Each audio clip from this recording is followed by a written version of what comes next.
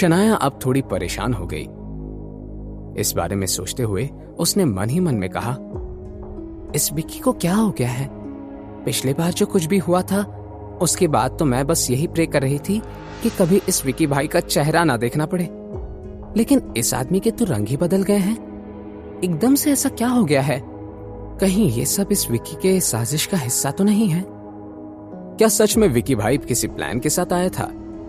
क्या शनाया इस सच का पता लगा पाएगी? शनाया कंफ्यूज हो गई थी। जो विकी कुछ दिनों पहले तक शौर्य के कहने पर शनाया की जान लेने के लिए भी तैयार था, एकदम से शनाया से घबरा रहा था। ये थोड़ा अजीब था। दूसरी तरफ शनाया के पीछे खड़े आहान के चेहरे पर ऐसे एक्सप्रेशंस थे मानो वहां कुछ भी नहीं हो रहा था। आहान को विकी भाई से ऐसे बिहेवियर की उम्मीद थी, इसलिए आहान कुछ भी किए बिना चुपचाप खड़ा रहा। विकी भाई शनाया के सामने नजरें झुकाकर खड़ा रहा। मिस शनाया, मुझे माफ कर दीजिए। मैं नहीं जानता था कि यहाँ आप अपने दोस्तों के साथ लंच पर आई थी। हाँ, अगर मुझे इस बात की जरा खबर होती तो मैं गलती से भी ये सब नहीं होने देता। विकी भाई ने बहुत ही ईमानदार लगते हुए शनाया से माफी मांगी। आगे विकी भाई ने कहा, मिस शनाया, मैं सच में शर्मिंदा हूँ कि मेरे और मेरे साथियों की वजह से आपके दोस्तों को इतना जख्मी होना पड़ा, मगर आपको बिल्कुल भी परेशान होने की जरूरत नहीं है। मैं इन सबको हॉस्पिटल ले जाऊंगा। ये सुनने के बाद प्रेम मल्होत्रा, पारस अग्रवाल और राज बेदी एक दूसरे की तरफ हैरानी से देखने लगे। आगे विकी भाई ने अपनी बात को कंटिन्यू किया। और हाँ मिस शनाया, ये आपको जो भी टेंशन और इरिटेशन हुई है उसके बदले में मैं आपको 50 लाख रुपए भेज दूंगा। प्लीज उसे कम मत समझिएगा। ये कहकर विकी ने नजरें चुराकर आहान की तरफ देखा। ये तुम क्या कह रहे हो? विकी भाई शनाया के इस सवाल के पीछे का मतलब समझ गया। मिस शनाया, आप ज्यादा सोचकर परेशान मत होइए। मैं एक बार फिर से माफी मांगता हूँ। थोड़ी ही देर में आपके पास पैसे पहुंच जाएंगे और मैं किसी को भेजकर आपके दोस्तों को हॉस्पिटल भिजवा देता हूँ। अब हम चलते हैं, अपना ख्याल रखिएगा। ये कहकर शनाया की किसी बात को सुने बिना ही विकी भाई वहां से चला गया। बाकी आदमी भी प्राइवेट रूम में बाहर चले गए और बचे कुचे 4-5 आदमियों ने मिलकर प्रेम, राज और पारस को उठा लिया। जब फाइनली प्राइड होटल के उस प्राइवेट रूम में शनाया, आहान और रूपल ही बचे हुए थे, शनाया कुछ रिएक्ट कर पाई। उसने एक गहरी सांस ली और ये फिगर आउट करने की कोशिश करने लगी कि अभी अभी उसके साथ क्या हुआ था। शनाया, ये विकी भाई तुमसे इतना डरता क्यों है? तुम्हें देखने के बाद तो उस विकी भाई के होश ही उड़ गए थे। रूपल, अगर मैं ये कहूं कि इस सवाल का जवाब मेरे पास भी नहीं है तो क्या तुम मुझ पर यकीन कर पाओगी? मैं तो खुद ही कंफ्यूज हूं कि मुझे देखने के बाद उस खतरनाक गुंडे को सांप क्यों सूंघ गया। तुम माफिया वालों को कैसे जानती हो शनाया? मुझे शुरुआत से इस विकी भाई के बारे में सब कुछ बताओ। यह क्या चैप्टर है? शनाया ने रूपल को प्लाजा बार में हुई हर एक बात बता दी।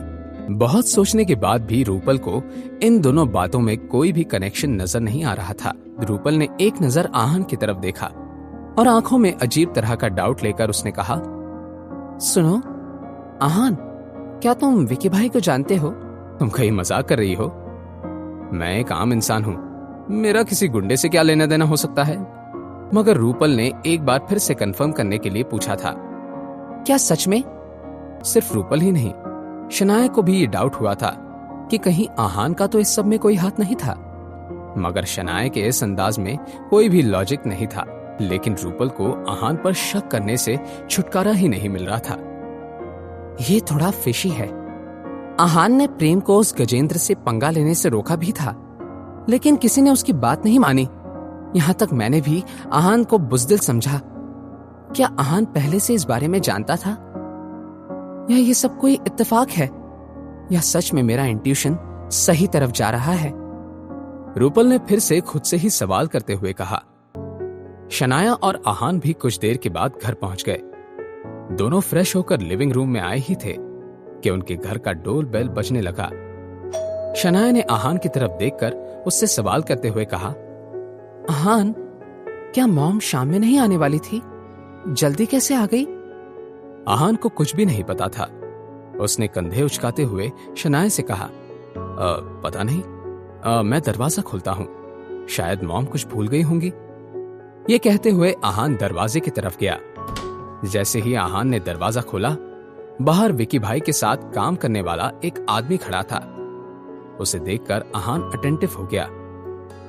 सर, वो विकी भाई ने ब्रीफकेस भेजने के लिए कहा था। विकी भाई की तरफ से फिर से सॉरी, ये लीजिए। ये कहते हुए उस आदमी ने एक ब्रीफकेस आहान की तरफ बढ़ा दिया। आहान ने उस ब्रीफकेस की तरफ घूर कर देखा, मगर अपना हाथ आगे नहीं बढ़ाया।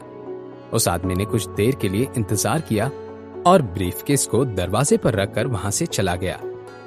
आहान को यह जानकर राहत मिली कि कोई बखेड़ा खड़ा नहीं हुआ था। तभी शनाया वहां आ गई और उसने आहान से कहा, आहान, कौन था?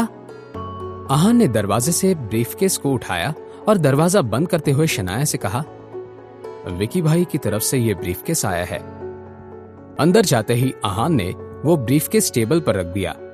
आहान और शनाया ने एक दूसरे की तरफ देखा और हामी भरने के बाद आहान ने वो ब्रीफकेस खोल दिया। और जब आहान ने उस ब्रीफकेस को खोला तो शनाया और आहान उस ब्रीफकेस के अंदर जो भी था उसे देखकर शनाया की आंखें खुली की खुली रह गई। उसने हैरानी के मारे कहा, व्हाट द हेल? उस ब्रीफकेस में ऐसा क्या था जिसे देखकर शनाया इतनी हैरान हो गई थी? क्या विकी भाई ने कोई नया मसला खड़ा कर दिया था? अब आगे क्या होगा, जानने के लिए सुनते रहिए पॉकेट FM।